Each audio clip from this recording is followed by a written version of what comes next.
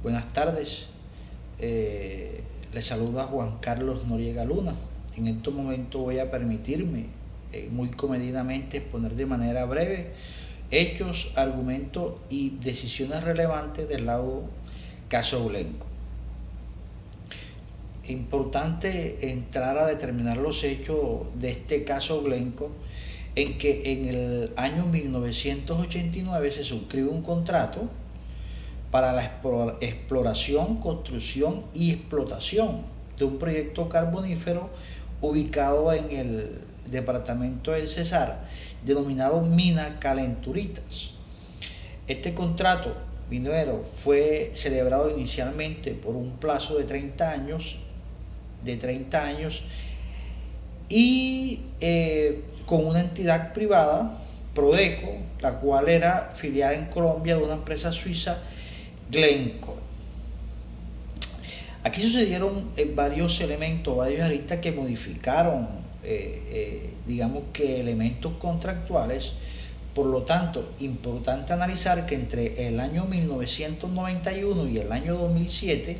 las partes del contrato minero suscribieron 7 otros CIS que modificaron el fundamento inicial de este acuerdo. Ahora bien, dentro de estas obligaciones por parte de los contratistas existían unos compromisos de explotación de una cantidad mínima de toneladas carboníferas, las cuales iban a determinar al Estado colombiano, porque de ello se percibían una cierta cantidad de regalías. Ahora bien, se da un litigio con la filial de Glencore en Colombia, la cual es Prodeco S.A., litigio lo cual la Contraloría General de la República del Estado colombiano establece una sanción. De aquí hay un nuevo otro sí, que es el otro sí número 8.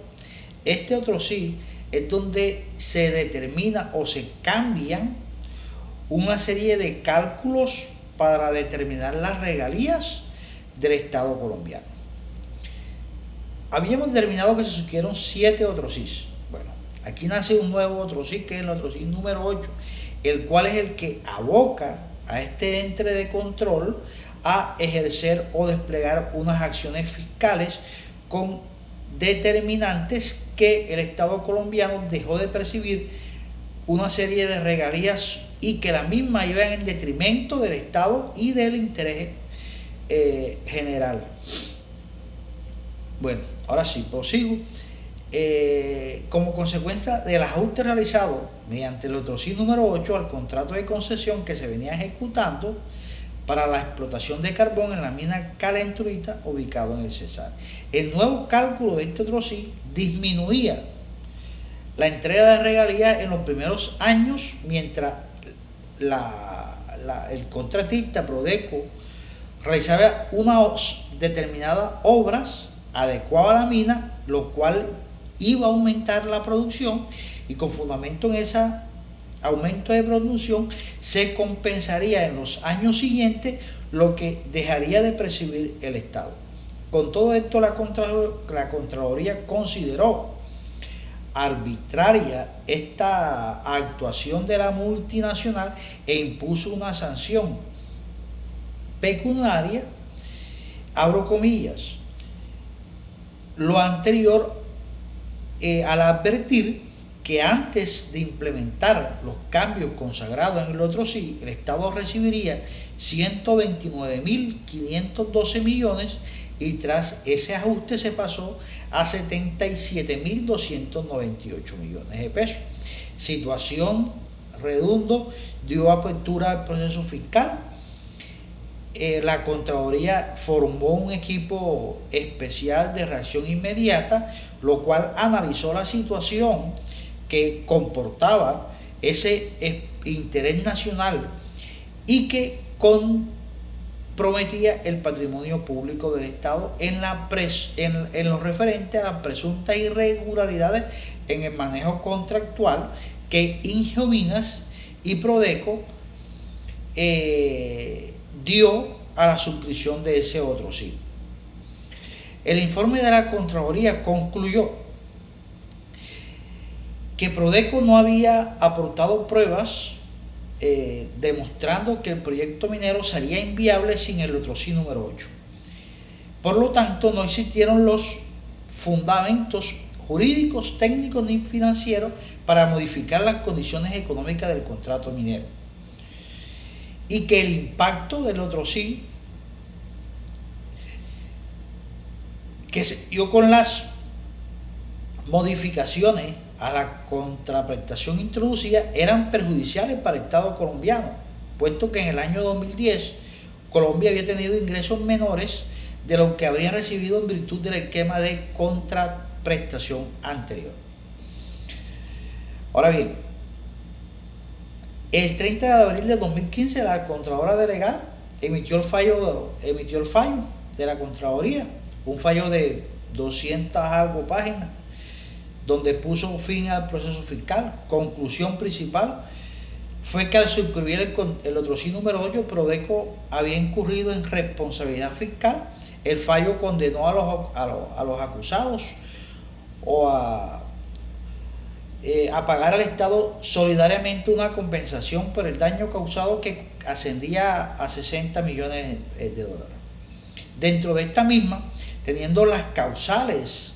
que determinan esa multa, Prodeco, filial en Colombia de Glencore, canceló la obligación para no verse inmersa en conductas que podrían determinar la caducidad de ese contrato, caducidad que encontramos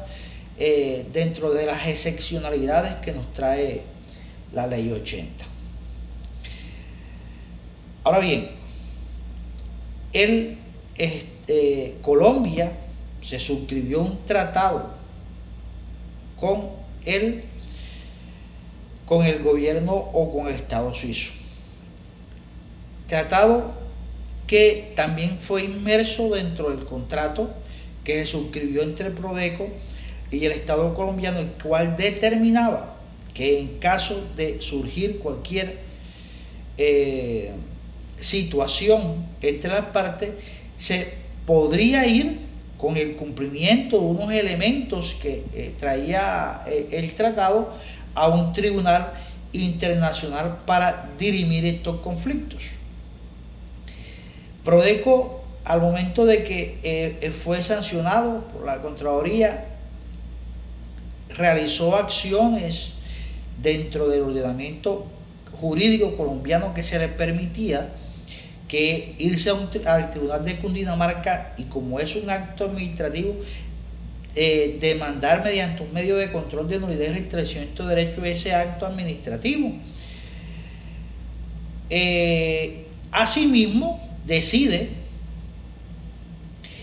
presentar ante el Tribunal Administrativo de demanda contra el Estado colombiano para que ese Tribunal Internacional,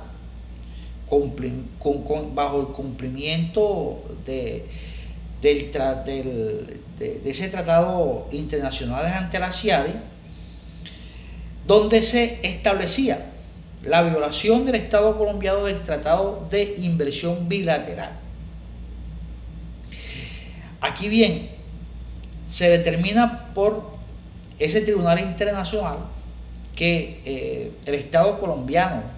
la Contraloría, dentro de ese proceso,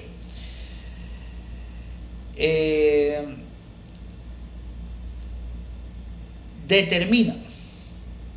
que las premisas establecidas eran falsas y que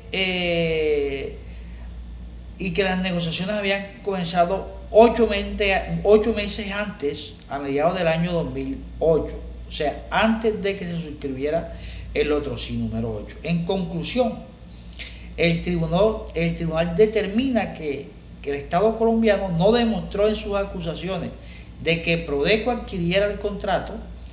como medio para sobornar a efectos de la suscripción del Lotrosí número 8,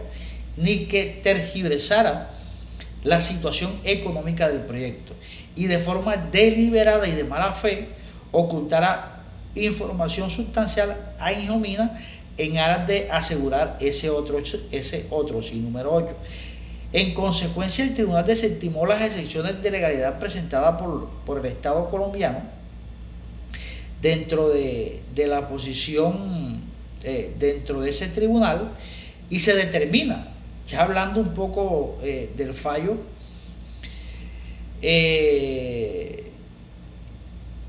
dentro de ese fallo que Colombia debía devolver una suma dineraria a Glencore International en el marco de ese tratado internacional de arbitraje. Ahora bien, además de esas sumas, por supuesto que es significativa dentro de este laudo, también se determina dentro de ese laudo que el Estado colombiano debía verificar o debía actuar dentro de sus organismos de control, en este caso la Contraloría General de la República, con transparencia. Primero, haciendo referencia de que había un tratado internacional y respeto de esos tratados internacionales, y que, como lo dijo en su momento la Corte Constitucional, que estos tratados de inversión no deben tomarse a la ligera, no deben interpretarse a la ligera, dado la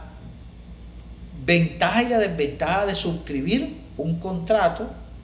de inversión por parte de los estados,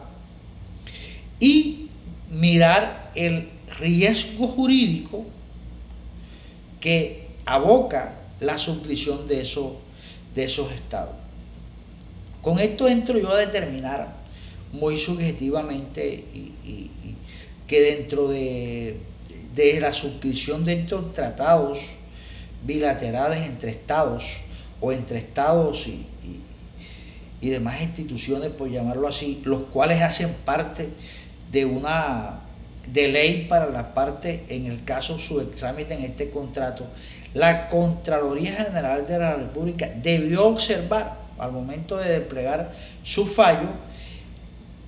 los reglados mediante este tratado, en aras de que el Estado colombiano no actuara de manera temeraria y de manera desbordada